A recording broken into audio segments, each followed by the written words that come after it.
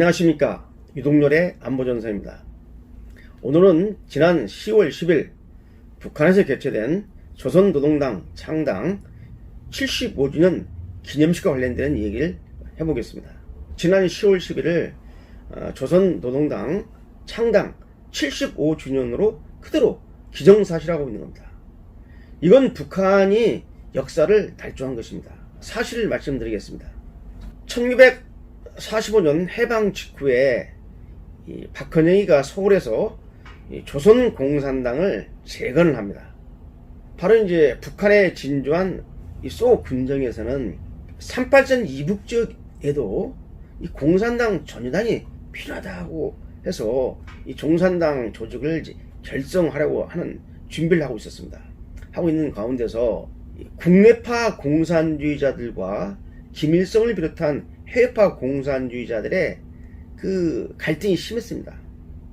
자, 그래가지고 1945년 10월 8일 날 서울에 있는 박헌영, 조선공산당의 책임이사인 박헌영을 개성으로 오게 합니다.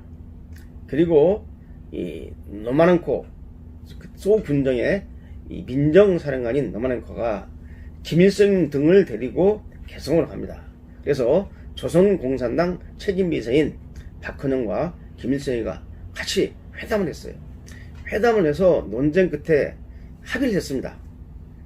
그래서 북한에 조선공산당 북조선 분국을 결성을 하고 서울에 있는 조선공산당의 본부에 지휘를 받겠다라고 합의를 합니다. 그리고 돌아가서 1945년 10월 10일 조선공산당 서북 5도 책임자 및 열성자 대회를 엽니다. 이 열성자 대회에서 바로 조선공산당 북조선 분국을 결성하는 겁니다. 그리고 이 북조선 분국의 책임비서는 김일성이 아니었습니다. 김용범이라는 국내파 공산주의자였습니다. 실제로 김일성이가 조선공산당 북조선 분국에서 실력자로 등장한 것은 그 이유입니다.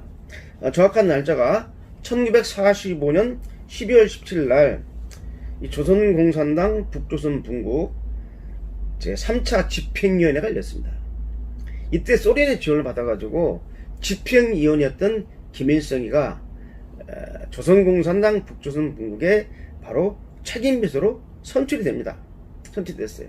이때 이제 비로소 김일성이가 실권을 가지면서 조선공산당 북조선 분국을 이제 장악한 겁니다. 그것도 소련의 지원을 받았죠. 자, 그러면 옆에 그 도표를 좀 보시기 바랍니다. 그 이후의 상황을 좀 말씀드리겠습니다. 근데 김일성이가 서울에 있는 조선공산당의 이 본부당의 지시를 받는 것이 영 못마땅했습니다. 그래서 서울에 있는 조선공산당과 대등한 위치에 있다 라는 것을 강조하기 위해서 조선공산당 북조선 분국의 명칭을 북조선공산당으로 명칭을 바꿉니다. 그래서 북조선공산당으로 바꿨어요. 사실상 조선노동당의 연호는 바로 이 북조선공산당으로 서울에 있는 조선공산당의 지위를 배제시킨 그날부터가 맞습니다. 그러니까 1949년 4월 19일이 맞는데 역사를 조작한 거죠. 왜 역사를 조작하느냐? 이유가 있습니다. 무장투쟁을 갖다가 선대서 이끌었다고 역사 조작을 하면서 김일성을 우상화했어요. 그리고 북한 내에서 이 조선공산주의의 운동에 바로 정통성과 최고봉이 바로 김일성이라고 선전을 해왔는데 이 사실을 갖다가 북한 주민에게 알려주면은, 그러니까 1945년 10월 10일이 조선공산당 북조선 분국 창설이었다는 것이 알려지면은 한반도에서, 조선반도에서, 북한말로 조선반도에서 이 공산주의 운동의 소위 리더가 김일성이 아니었다는 것이 밝혀져가지고 김일성의 우상화에 커다란 해악을 끼칩니다. 그러다 보니까 역사를 조작했죠. 어떻게 조작했느냐? 다음과 같이 조작을 했습니다. 조작된 역사를 말씀드릴게요.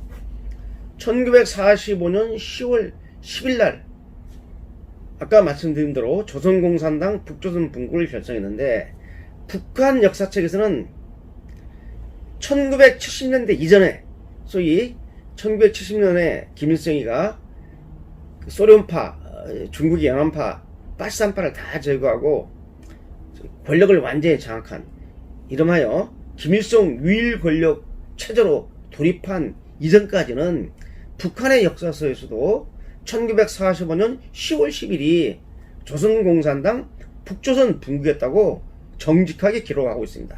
예를 들면 1958년에 당 역사연구소에서 발행한 조선통사에도 그렇게 나와 있어요. 자, 그런데 70년대 이후부터는 완전히 북한의 현대 조선 역사라든지 또는 조선 노동당 역사라든지 또는 뭐 예를 들면 북한의 그 조선 대백과사전, 이런 또 정치사전 같은 문헌에서 완전히 다음과 같이 역사를 조작하고 있습니다. 그래서 1945년 10월 10일 날 소위 북조선 공산당 중앙조직위원회 창립회를 열었다라고 거짓말을 하면서 그날 김일성이가 다음과 같은 연설을 했다고 또 역사를 조작해 놨습니다. 뭐냐?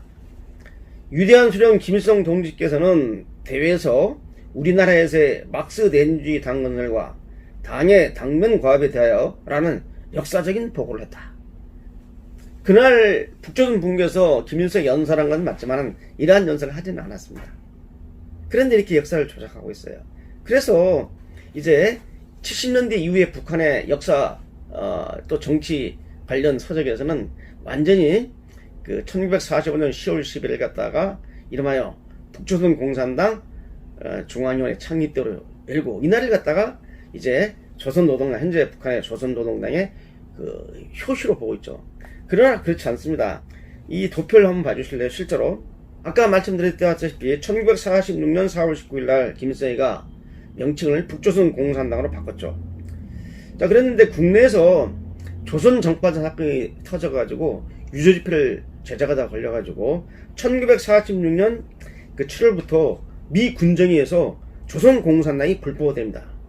해방 직후에는 조선 공산당이 서울에서도 이 남한에서도 합법화되어 있었어요.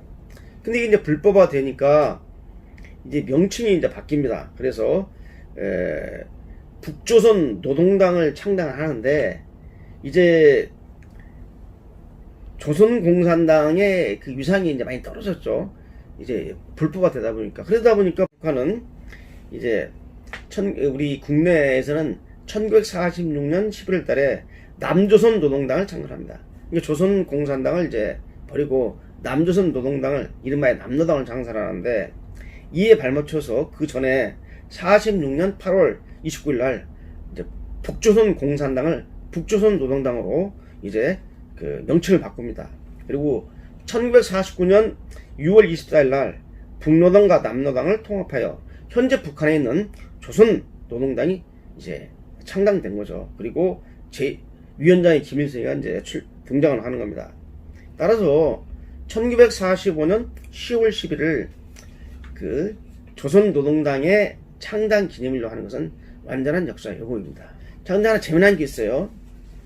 그 1945년 그 10월 15일 날 조선공산당 북조선 분국을 결정한 다음에 김일성이 연설을 해가지고 이런 말을 했어요. 이 조선공산당 북조선 분국을 결정하는데 조선공산당 박헌영 책임서에 지원이 컸다. 감사를 드린다. 라고 하면서 직접 박헌영한테 감사의 말을 했습니다. 그리고 그 다음날 북조선 분국에서는 뭘 결정했느냐? 바로 그 박헌영에 대한 축하문을 채택했습니다. 이 북조선 분국을 창설하는데 크게 지원해준 그 조선공산당 그 총비서인 박헌영에게 그 축전을 보냈는데, 축전 내용을 좀 잠깐 읽어드릴게요. 박헌영 동지의 정당한 노선을 밟아, 이것은 바로 이 조선공산당, 서울에 있는 조선공산당 본부를 의미합니다.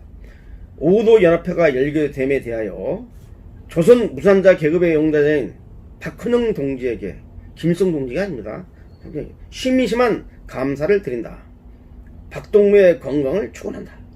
이런 식으로 서울에 있는 조선공산당 본부당 이 박헌영 비서에 대해서 충성을 맹세하는 이 축전을 바로 그 1945년 10월 11일 날 이틀째 회의 때 공식 채택을 했어요. 그러니까 이 10월 10일이 김일성이가 만든 조선노동당 창당 기념이 아니라는 것은 여러 문헌에서 역사가 입증을 해주고 있습니다.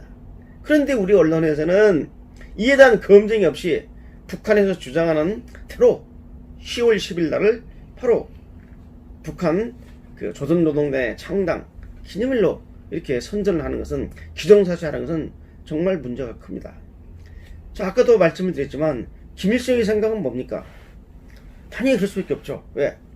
김일성의 역사를 조작해서 한반도에서, 조선반도에서 조선공산주의 운동의 시초이자 그 지도자가 바로 김일성이라고 그렇게 목록과 역사를 조작했는데, 조선노동당의 창당 기념일을 이걸 그대로 인정하자니 박헌영의 똘마니가 되는 겁니다. 쉽게 말해 김일성이가 박헌영의 지지를 받는 조선공산당의 평양에 있는 그 소위 분국의 대표가 되는 거죠. 이걸 용납할 수 없기 때문에 역사를 조작한 겁니다. 그래서 그동안 북한 당국에 의해서 한국 현대사가 상당 부분 왜곡되어 있습니다. 제대로 된 북한의 현대사를 바로잡기 위해서는 먼저 김일성의 항일 무장투쟁사와 함께 조선노동당의 창립 역사를 바로잡는 것이 그 단초가 될 것입니다. 오늘은 여기까지입니다. 감사합니다.